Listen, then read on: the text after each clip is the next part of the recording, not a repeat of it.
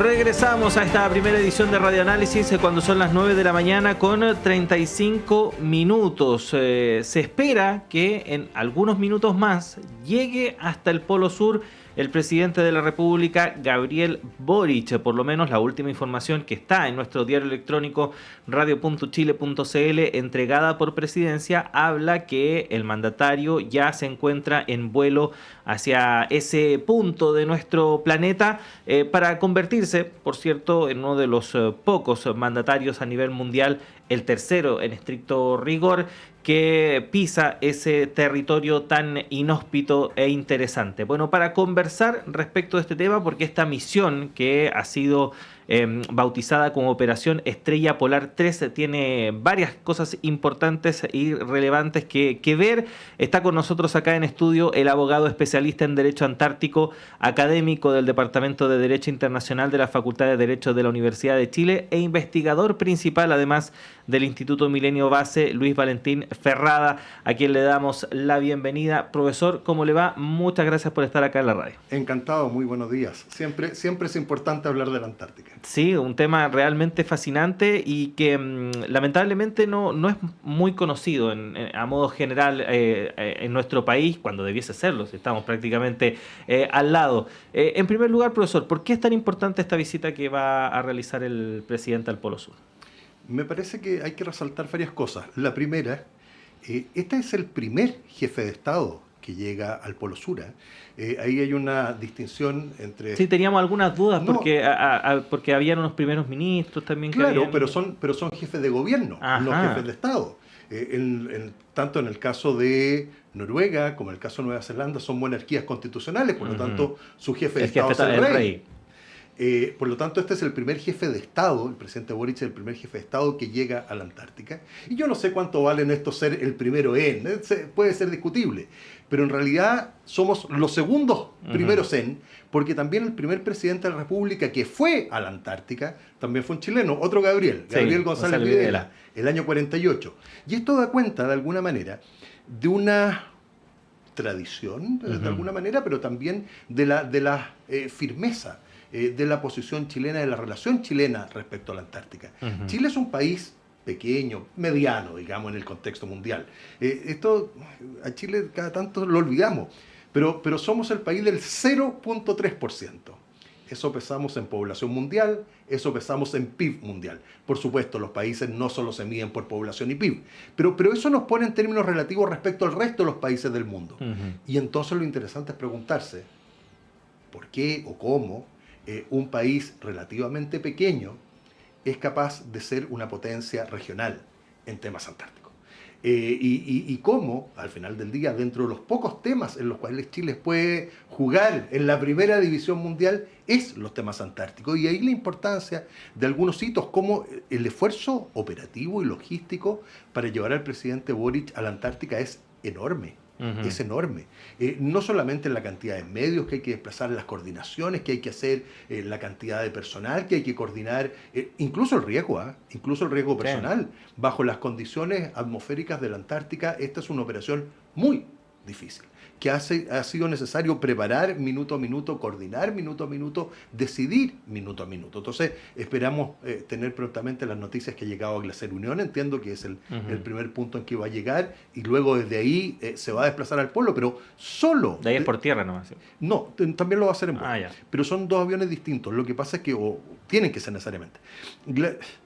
Glaciar Unión, por supuesto, está ya muy adentro de la Antártica. Está dependiendo del avión, pero pueden ser 5 o 6 horas desde Punta Arenas volando. Pero es una zona que tiene un glaciar de hielo azul, que es un hielo con muy poco oxígeno, muy, muy duro, que permite aterrizar en aviones con ruedas. Por lo tanto, pueden llegar a aeronaves relativamente grandes. El presidente va en un C-130, pero ahí aterrizan...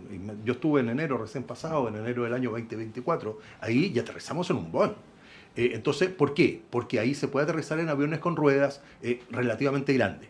Sin embargo, en el polo mismo es bastante más agreste, por decirlo de alguna manera, que la situación en Glaciar Unión, y solo se puede aterrizar en aviones con patines o derechamente en helicópteros.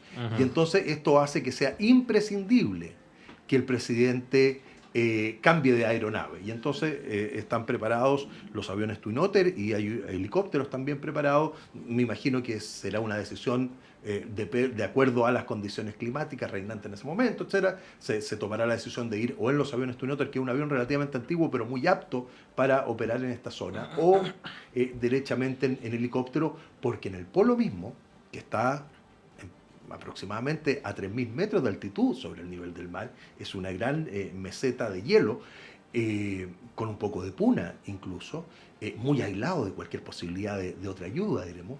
Claro, solo se puede llegar bajo condiciones bien particulares. Esta es una...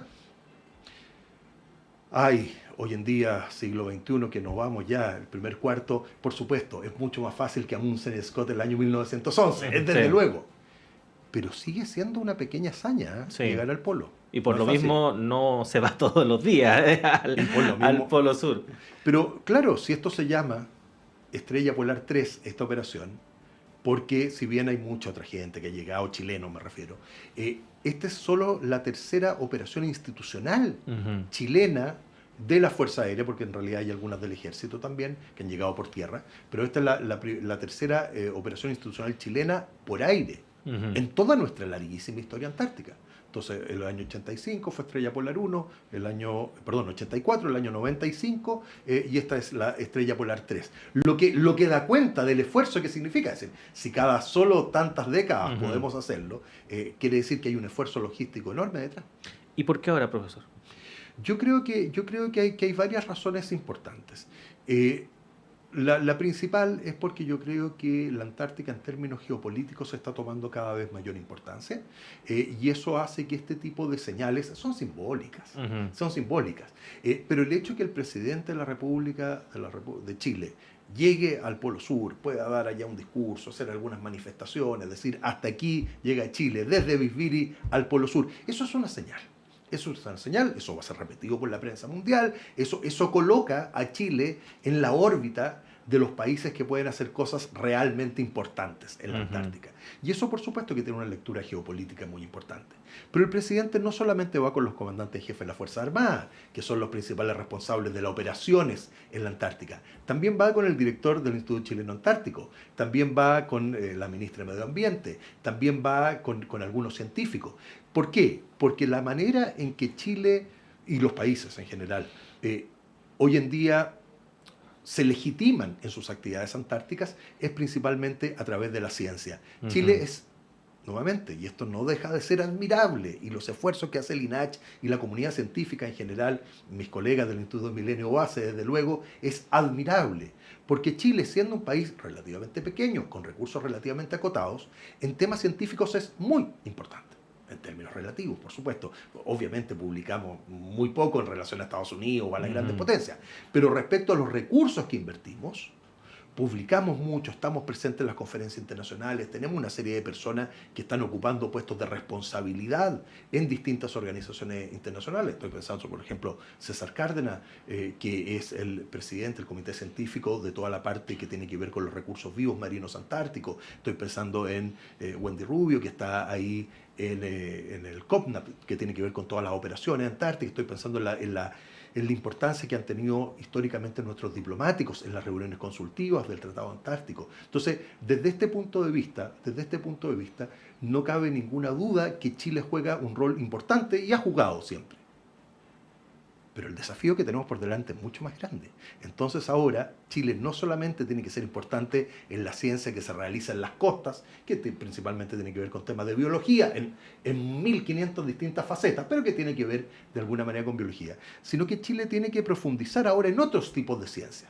Más difícil, más cara, más costosa, que requiere mayor implementación. Entonces, por ejemplo, el hecho que Gino Casas, el director del INACH, sea un gran glaciólogo, es muy importante, porque esa es una área, por ejemplo, en la que Chile, por supuesto, tiene alguna gente, está Ricardo Jaña, hay otras personas expertos en glaciología, pero que son muy pocos en comparación con los biólogos. Entonces, el tipo de ciencia que se hace en Glaciar Unión, el tipo de ciencia que se hace en el Polo Sur, tiene mucho más que ver con otros tipos de ciencia.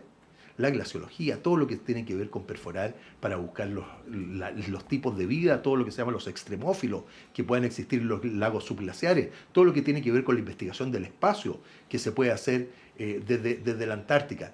Me parece que esta visita del presidente va a impulsar, de alguna manera, líneas de investigación que actualmente Chile tiene, pero tiene de una manera menor y que debieran de alguna manera potenciarse. Profesor, ¿qué tan soberano es Chile respecto de su territorio antártico? Porque últimamente hemos visto cómo, al parecer, la Antártica cada vez más es un territorio en disputa, ¿no? Y a veces los mapas se superponen unos con otros. Y lo que reclama Argentina, una porción está en lo que reclama Chile, y a su vez lo que reclama Gran Bretaña se superpone en Argentina, y así los distintos países que han manifestado un interés concreto respecto del territorio antártico. ¿Qué pasa ahí? Me parece que la respuesta correcta es decir que Chile es absoluta y totalmente soberano sobre el territorio chileno-antártico. No cabe ninguna duda. Aún más, eso está garantizado por el propio Tratado Antártico, que lo que hace no es negar los derechos soberanos, lo que hace es suspender las controversias, las disputas respecto a esos derechos soberanos. Por lo tanto, es el propio Tratado Antártico el que hace tanto frío en la Antártica que todo se congela, que congela las disputas que habían sobre los derechos el año 1959 o 61, que es cuando entra el tratado en vigor. Pero por supuesto que Chile es 100% soberano. Siguiente paso. Por supuesto que esas disputas existen. Y que por supuesto que esas disputas existen en el caso de Chile, especialmente claro por la superposición del territorio chileno-antártico con las pretensiones que tiene Argentina y las pretensiones que tiene Gran Bretaña, Reino Unido. Mientras exista el Tratado Antártico, mientras el Tratado esté en vigor, no tenemos que preocuparnos porque esta situación está, repito, suspendida, pero por supuesto que Chile tiene que día a día reafirmar y mantener vigentes a través de actos positivos, como la visita del presidente de la República al Polo Sur, su condición de soberana. Pero luego tenemos un segundo problema más grande todavía, y es que los países que hoy en día están jugando un rol preponderante en la Antártica, y si llevamos esto en términos prospectivos, a los que se piensa que van a jugar un rol importante en la Antártica hacia mediados o fines de este siglo XXI, no son los mismos 12 que firmaron el Tratado Antártico en el año 59.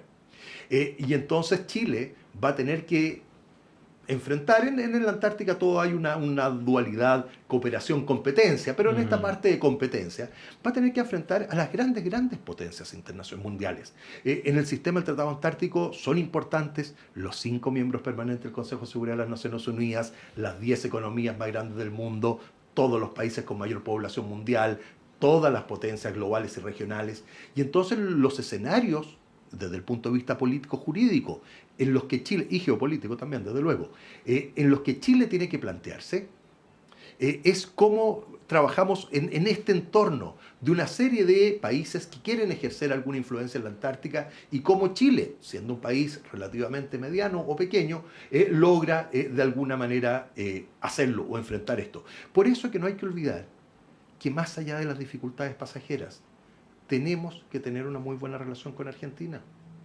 Tenemos la obligación de tener una muy buena relación con Argentina. Porque en último término, Argentina de partida es bastante más grande que Chile. En todos los índices, en Chile lo olvidamos esto, pero en todos los índices que queramos medir. Pero de alguna manera la idea de una Antártica sudamericana, que es una idea muy antigua, desde los años 50, esto no es nada nuevo, es la única que nos va a permitir, me parece a mí, pararnos en algún sentido frente a China, frente a Estados Unidos, frente a la India, frente a los países de la Unión Europea, frente a Rusia. Esos son los competidores que vamos a tener en este siglo XXI. Entonces, me parece que Chile, uno, tiene que reforzar mucho lo que está haciendo en ciencia, porque la ciencia es lo que permite legitimar la actividad antártica, pero también tiene que hacer mucho, y lo está haciendo.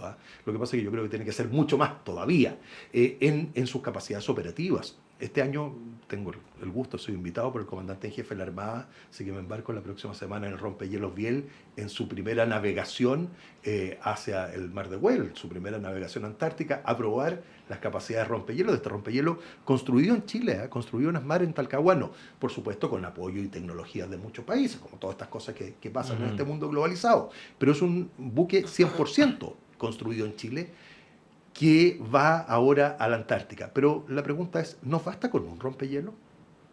Porque si queremos ser una verdadera potencia regional antártica, es que a lo mejor necesitamos dos. Tenemos ahora también un remolcador de alta mar que tiene capacidad de rompehielo, pero ya no es exactamente lo mismo. Y tenemos otros buques. Todo esto además está en el mundo, en el contexto del cambio climático que vivimos. Tenemos varios otros buques que son capaces de navegar a la Antártica en el verano. Pero si queremos operar los 365 días del año, es distinto. Si queremos, por ejemplo, yo creo que esto es un gran desafío para nuestra Armada. ¿Cuándo vamos a circunnavegar la Antártica? Porque insisto, los países que de verdad quieren ser actores en esto, bueno, tienen que hacer cosas de pantalones largos. Entonces, el viaje del presidente de la República al Polo Sur es de esas cosas que marcan pauta. Pues bien, debiéramos ser capaces también, y por supuesto yo sé que esto tiene un costo económico, eso no me engaño, pero sería muy interesante que Chile dijera, mire, ¿sabe qué más? Somos capaces de circunnavegar la Antártica completa. Somos capaces de hacer no una, dos, tres, cuatro operaciones al polo. Somos capaces de llegar caminando, que se ha llegado caminando desde Glaciar al Polo Sur, gente del ejército. Pero somos capaces de hacer cruces completos, porque eso es lo que son símbolos. Son símbolos. Sin eso no va a cambiar la geopolítica mundial. Pero son símbolos que van colocando a Chile en un estatus especial.